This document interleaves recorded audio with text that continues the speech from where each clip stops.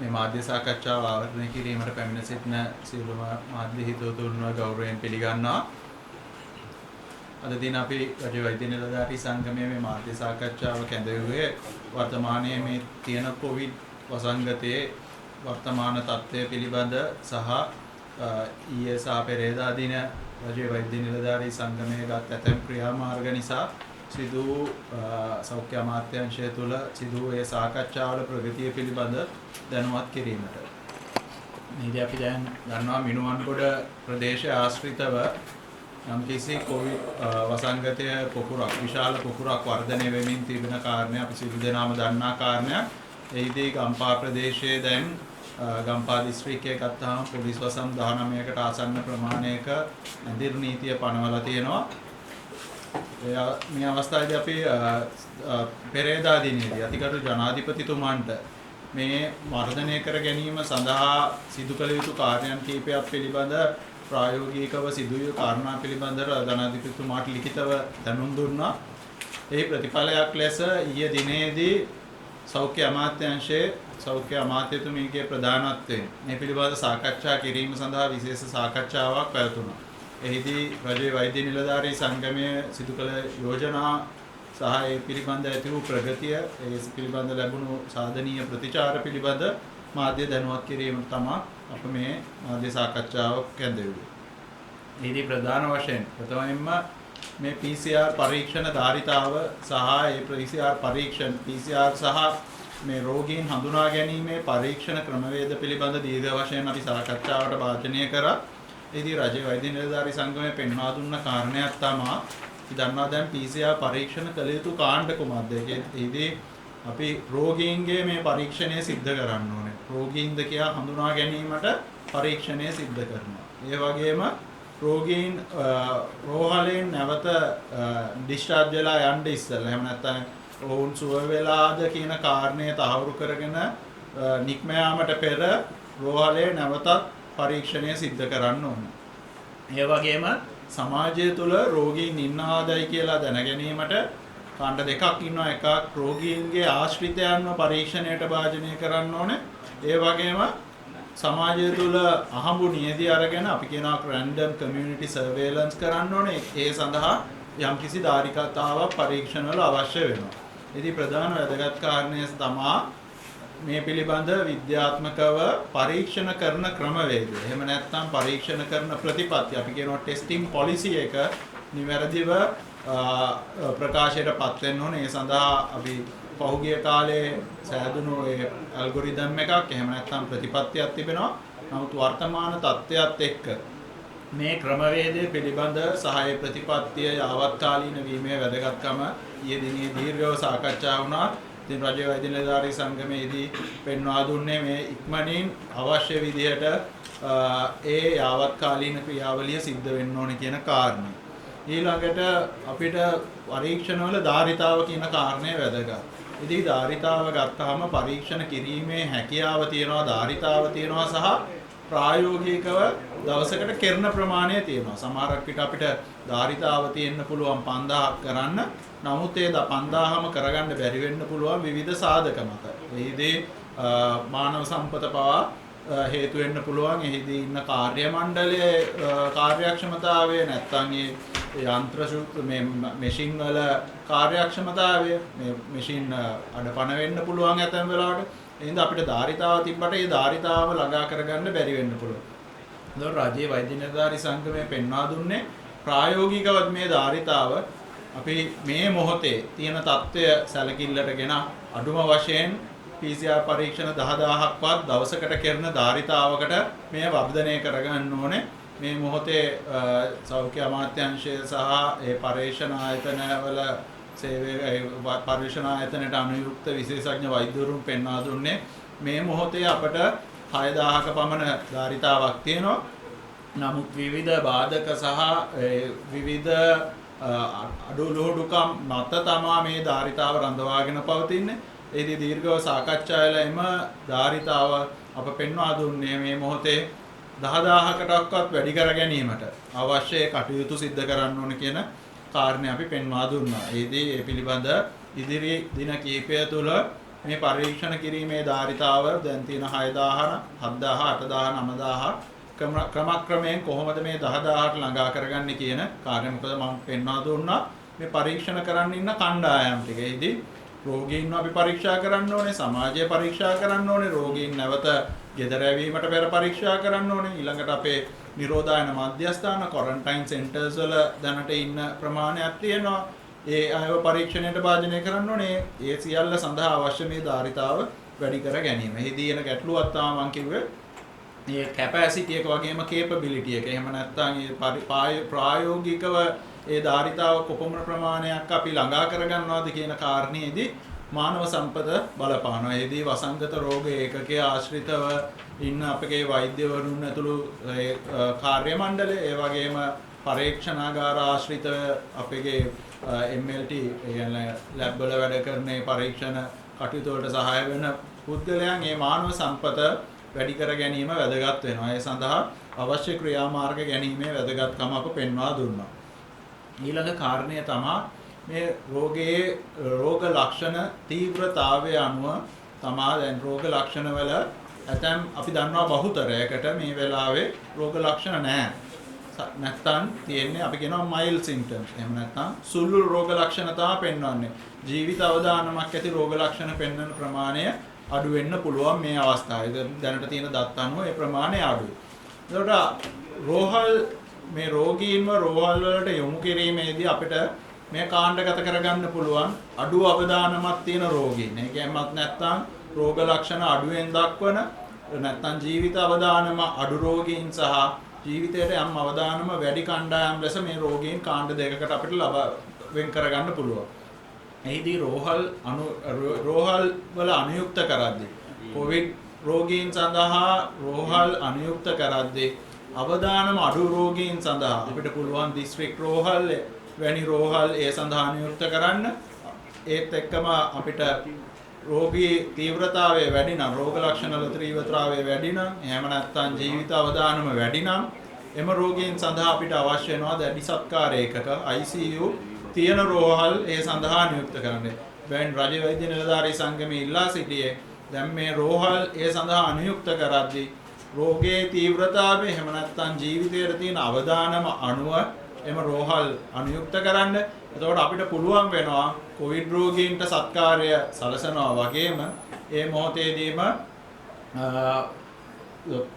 Covid රෝගීන්ට ඒ සත්කාරය ලබා දෙනවා වගේම අපිට පුළුවන් වෙනවා අනිත් හදිසි අනතුරු වලින් පැමිණෙන රෝගීන් එහෙමත් ඒත් එක්කම අනිත් හෘදයාබාධයක් ඇතිලා රෝගියෙක් ආවොත් ඒ හදිසි ප්‍රතිකාර සේවාව අවශ්‍ය නැත්නම් විශේෂ අවධානමක් අවශ්‍ය වෙන අනෙකුත් රෝගීන්වද අපිට පුළුවන් වෙනවා ඒ දැඩි සත්කාර ඒකක තියෙන රෝහල් වල ඒ ප්‍රතිකාරය සඳහා යොමු කරන්න. නැත්නම් අපිට මේ දෙක හරියට ඒ රෝහල් හඳුනාගෙන රෝහල් වලට යොමු කරේ නැත්නම් නැවතත් රෝහල තුල රෝගීන් කොවිඩ් රෝගීන් ආසාදනය වීමක් වෙන්න පුළුවන්. ඉතින් රජ්‍ය වෛද්‍ය නිලධාරී සංගමයේ මේ කාරණය ඊයේ පෙන්වා දුන්නා. ඒ වගේම අපි රජ්‍ය වෛද්‍ය නිලධාරී සංගමයේ පහුගිය දිනේට පැවති මාධ්‍ය සාකච්ඡාවේදී පෙන්වා දුන් කාරණයක් තමයි සෞඛ්‍ය කාර්ය මණ්ඩලය අපි කොහොමද මේ වෙලාවේ ආරක්ෂා කරගන්නේ. මොකද මේ කොවිඩ් රෝගීන් වාර්තා වීමේ අපි දකිනවා විශාල ප්‍රමාණයක් විශාල පොකුරක් එකවර රෝගීන් මතුවුණා. ඒ විදිහේ අපිට තියෙන ප්‍රධානම ගැටලුවක් තමයි අපගේ සෞඛ්‍ය ධාරිතාව ඉක්මවා රෝගීන් වාර්තා වුණොත් මේ පද්ධතියට එය දරා ගැනීමට නොහැකි වෙන කාරණේ. ඒ අපි පෙන්වා දුන්නා. ඒ වගේම මේ පද්ධතියට සේවය කරන සෞඛ්‍ය කාර්ය මණ්ඩලයේ රෝගීන් වුණොත් එහෙම නැත්නම් කොවිඩ් ආසාදිතයන් වුණොත් අපිට එන ගැටලුව තමයි අපගේ ධාරිතාව බිඳ වැටෙනවා. ධාරිතාව තියෙන ධාරිතාව අපි ආරක්ෂා කරගන්නවා වෙනුවට ධාරිතාව පල්ලෙහාට එන්න පුළුවන්. එහෙනම් අපිට වැදගත් දෙයක් වෙනවා මේ වෙලාවේ සෞඛ්‍ය කාර්ය මණ්ඩලය කොවිඩ් රෝගීන්ට සේවාව සපයනවා වගේම සෞඛ්‍ය කාර්ය මණ්ඩලය ආරක්ෂා කර ගැනීම. එහිදී අපි පෙන්වා දුන්න කාරණයක් තමයි මේ මොහොතේදී අධි අවදානමක් තියෙනවා ගම්පහ සහ කොළඹ දිස්ත්‍රික්කයේ ආරම්භයක් ලෙස අපි රජයේ වෛද්‍ය නිලධාරී සංගමය ඉල්ලා සිටියේ එම ප්‍රදේශවල කොළඹ සහ ගම්පහ දිස්ත්‍රික්කවල අත්‍යවශ්‍ය සේවාවන් අත්‍යවශ්‍ය රෝගී සත්කාර ඒකක අත්‍යවශ්‍ය රෝගී සත්කාරය පවත්වා යන අතරතුර මේ සෞඛ්‍ය කාර්ය මණ්ඩලයේ අපි කියනවා රොස්ටර්ස් රීඅරේන්ජ් කරලා එහෙම නැත්නම් ඔවුන් සේවා කරන මුරයන් වෙනස් කිරීම වලට භාජනය කරලා රෝගීන් සෞඛ්‍ය සේවකීන්වද අපි අර බෆර් ස්ටොක් එකක් එහෙම නැත්නම් ඉදිරියේ අවශ්‍ය වුණොත් මේ එක් කණ්ඩායමක් ආශ්‍රය මේ රෝගීන් වුණොත් සෞඛ්‍ය සේවකයන්ගේ කොටසක් රෝගීන් වුණොත් එතකොට අපිට තව කණ්ඩායමකට ඇවිල්ලා වැඩ බාර ගන්න පුළුවන්. ඒ විදිහේ හැකි වෙන විදිහේ ක්‍රමවේදයක් සකසාීමේ වැදගත්කම අපි පෙන්වා දුන්නා. මේ වගේම දැන් අපි දිගටම පෙන්වා දෙන කාරණයක් තමයි මේ කොවිඩ් රෝගීන් වාර්තා වෙන ප්‍රදේශ නිවැරදිව අපි හඳුනා ගන්න ඕනේ. එහිදී විශාලම වගකීමක් තියෙන්නේ මේ වසංගත රෝග නිවාරණ ඒකකයට. වසංගත රෝග නිවාරණ ඒකකය පහුගිය කාලය පුරාම අපි මේ පිළිබඳ දත්ත ඉල්ලා සිටියාම ඒ දත්ත අය පාර්ශවයන් සමග බෙදා ගැනීමක් සිද්ධ වුණේ නැහැ. ඒකේ අපිට තිබ්බ ගැටලුවක් තමයි මේ රෝගීන්ගේ ව්‍යාප්තිය පිළිබඳ ජනතාව නිවැරදිව දැනුවත් වුණාද කියන කාරණේ අපිට තිබූ ගැටලුවක්. අපි මේ කාරණය පිළිබඳ ඊයේ දැඩි ලෙස සාකච්ඡාවට භාජනය කරා. රජයේ වෛද්‍ය නිලධාරී සංගමය විශේෂයෙන් ඉල්ලා සිටියා වසංගත රෝග නිවාරණ ඒකකයේ මේ රෝගීන්ගේ ව්‍යාප්තිය සහ රෝග ස්පර්ශකයන්ගේ ව්‍යාප්තිය පිළිබඳ තියෙන දත්ත ඒ අදාළ පාර්ශ්වයන් තීන්දුව తీරන ගන්නා පාර්ශ්වයන් සමග බෙදා ගැනීමේ වැදගත්කම ඒ වගේම මේ GPS වැනි තාක්ෂණයේ තියෙන අපිට GPS තාක්ෂණය භාවිතා කරලා රෝගීන්ගේ සහ ස්පර්ශකයන්ගේ ව්‍යාප්තිය සිතියම්ගත කිරීමේ වැදගත්කම අපි පෙන්වා දුන්නා. මොකද මේ සිතියම්ගත කිරීම තුලින් තමයි අපිට ඒ අවදානම් කලාප එහෙම නැත්නම් රෝගීන් වාර්තා වෙන ස්පර්ශකයන් ව්‍යාප්ත වී ඉන්න ප්‍රදේශ හඳුනා ගන්න පුළුවන් වෙන්නේ. රාජ්‍ය වෛද්‍ය නිලධාරී සංගමය අපි ඉදිරිපත් කරා පසුගිය අප්‍රේල් මාසයේ අතිගරු ජනාධිපතිතුමන්ට බාර දුන්නා COVID-19 exit strategy එක. එහෙම නැත්නම් මෙවැනි මොහොතක මුහුණ දිය යුතු ආකාරය එහිදී පැහැදිලිව අපි පෙන්වා දුන්නා කොහොමද මේ රතු කලාපයක් නැත්නම් රෝගීන් ඉන්න කලාපයක් හඳුනා ගන්න. අපි කියනවා contaminated zone එකක් කොහොමද හඳුනාගන්නේ කියන කාරණේ. මේදී වැදගත්ම කාරණේ තමයි ඒ සිතියම්ගත වෙන්න ඕනේ රෝගීන් සහ ස්පර්ශකයන්ගේ ව්‍යාප්තිය සිතියම්ගත වෙන්න ඕනේ. ඉතින් අපි යෙදිනේ එම සාකච්ඡාවේදී පෙන්වා දුන්නා මෙය සිතියම්ගත කරන්න. සිතියම්ගත කිරීම තුළින් අපිට පුළුවන් වෙනවා මොන කලාපයේද අපි වසා දමන්න ඕනේ, මොන කලාපයේද රතු වෙන්නේ, මොන කලාපයේද කොළ කලාපයක් වෙන්නේ, මොන කලාපයේද අතරමැදි කලාපය වෙන්නේ කියන කාරණය තේරුම් ගැනීමෙන් තමයි සෞඛ්‍ය අමාත්‍යාංශයට පුළුවන් වන්නේ ඒ අදාළ බලධාරීන්ට ගත යුතු තීරණ පිළිබඳ නිවැරදිව දැනුවත් කිරීමට. ඒත් අපි මේ වෙලාවේ ඉල්ලා සිටින කාරණය තමයි නිවැරදිව රතු කලාප අඳුනගන්න, ඒ සිතියම් ගත කරන්න. එමගින් අපිට පුළුවන් වෙනවා සෝනල් ලොක්ඩවුන් එහෙම නැත්නම් මොන ප්‍රදේශවලද ඇඳිරි නීතිය පනවන්න ඕනේ කියන කාරණේ. නැතිනම් මේ නිවැරදිව සිදු වුනේ නැත්නම් මේ මොහොතේ ඒ සෝනල් ලොක්ඩවුන් කියන ක්‍රමවේදය නිවැරදිව ක්‍රියාත්මක වුනේ නැත්නම් සිද්ධ වෙන දේ තමයි රෝගීන් පැතිරී යන්න පුළුවන්. එහෙම නැත්නම් ස්පර්ශකයන් පැතිරී ගොස් මෙය එන්න මේ කලාපයේ රතු කලාපය ලොකු වෙන්න පුළුවන්. රතු කලාපයේ එන්න විශාල වේගන ගියොත් සිද්ධ වෙන දේ තමයි අවසානයේ මුළු රටම වසා දමන තත්ත්වයට ගෙනියන්න වෙනවා. ඉතින් රාජ්‍ය වෛද්‍ය නිලධාරී සංගමයේ දිගටම පෙන්වා දෙන්නේ මේ වෙලාවේ මුළු රටම වැසීමේ අවශ්‍යතාවයක් නැහැ. හැබැයි අපි අද ගන්නා තීන්දුව తీරන මතයි මේක තීරණය වෙන්නේ. එහිදී වැදගත්ම දේ තමයි අපි ඒ ලබා දුන්න එක්සිට් ස්ට්‍රැටජි එක ඒ ආකාරයෙන්ම ක්‍රියාත්මක වීම. ඒ ආකාරයෙන්ම ක්‍රියාත්මක වීමේදී මේ සෝනල් ලොක්ඩවුන් කිරීම, ඒ සිතියම් ගත කරලා ඒ ප්‍රදේශ නිවැරදිව හඳුනාගෙන මේ මොහොතේ සිදුවීමේ වැදගත්කමක් පෙන්වා දුන්නා. ඒ අනුව ඊයේ සෞඛ්‍ය අමාත්‍යතුමියගේ ප්‍රධානත්වයෙන් රැස්වූ රැස්වීමේදී ඒ සිතියම් ගත කිරීම සඳහා කණ්ඩායමක් ඒකට අනුයුක්ත කළා. ඒ සමග අපි බලාපොරොත්තු වෙනවා මේ ක්‍රියාවලිය කාර්යක්ෂමතාවයකින් යුතුව ඉදිරියේදී සිද්ධ වෙයි කියන කාරණය. ඊළඟ කාරණය තමයි මේ කොවිඩ් වසංගතයේ ආරම්භයේ සිට අපි දන්නවා අපි මාර්තු අප්‍රේල් මාසයේ වාර්තා වෙනකොට මේ රෝගය පිළිබඳ අපි දැනන් හිටියේ කරුණු කාරණා ඉතා සුළු ප්‍රමාණයක් තමයි අපි මේ රෝගය ගැන දැනන් හිටියේ. මුළු ලෝකයේම දැනන් හිටි ප්‍රමාණය අඩුයි. ඊට පස්සේ දැන් අද මාස 10ක් මේ රෝගය ලෝකේ පුරා පැතිරෙමින් යනකොට අපි දැන් මේ රෝගය ගැන ඉගෙන ගන්නා කාරණා ප්‍රමාණය වැඩි. ඒ අනුව වැදගත් වෙන දෙයක් තමයි මේ රෝගය පිළිබඳ නිර්වචනයක් තියෙනවා. එහෙම නැත්නම් අපි කියනවා ඩෙෆිනිෂන් එකක් තියෙනවා. ඒ වගේම රෝගය පාලනය කරන ක්‍රමවේද මුල සිට අද වෙනකොට ක්‍රමවේද වෙනස් වෙමින් පවතිනවා. ඒ වගේම රෝගීන්ට ප්‍රතිකාර කරන ක්‍රමවේද වෙනස් වෙනවා. මුල් කාලයට වඩා අද ඉගෙන මේ පිළිබඳ අධ්‍යයනය කිරීමත් සමග ඒවල වෙනස්කම් සිද්ධ වෙනවා. ඒ වගේම රෝහලක් මේ කොවිඩ් වසංගතය සමග පාලනය කිරීමේදී අපි ඉගෙන ගන්නා කාරණා තියෙනවා.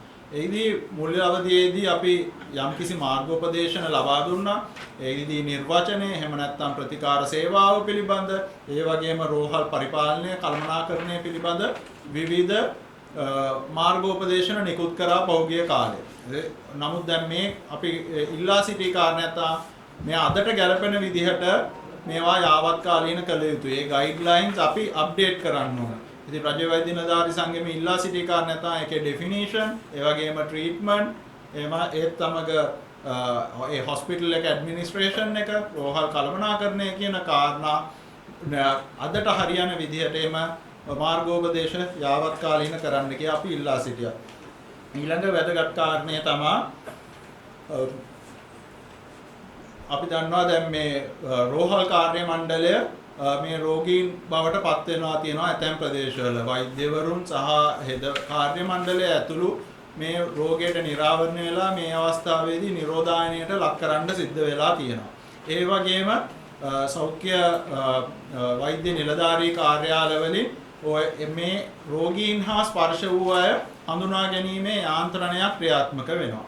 ඒත් එක්කම බුද්ධ්‍යංශය සහ හමුදාව, පොලිසිය, ග්‍රාම නිලධාරීන් ඇතුළු යාන්ත්‍රණ භාවිතා කරමින් රෝගීන් සහ රෝගී ස්පර්ශකයන් හඳුනා ගැනීමේ යම්කිසි ක්‍රියාවලියක් සිද්ධ වෙනවා. මෙහිදී සෞඛ්‍ය වෛද්‍ය නිලධාරීවරයා සහ අනෙත් යාන්ත්‍රණ අතර නිසි සම්බන්ධීකරණයක් සිද්ධ වුණේ නැත්නම් ගැටලු ඇති වෙනවා. අපි දැක්ක කාරණයක් තමයි ඇතැම් වෙලාවට හමුදාව එහෙම නැත්නම් බුද්ධ්‍යංශයේ තොරතුරු සෞඛ්‍ය අමාත්‍යාංශයට පැමිණියා. ඒ වුණාට සෞඛ්‍ය වෛද්‍ය නිලධාරීන් සහ ඒ අතර සම්බන්ධීකරණයේ යම් දුර්වලතා තියෙන බව අපිට පෙනී ගියා. අපි මේ කාරණේ ඊයේ පැවති සාකච්ඡාවේදී පෙන්වා දුන්නා.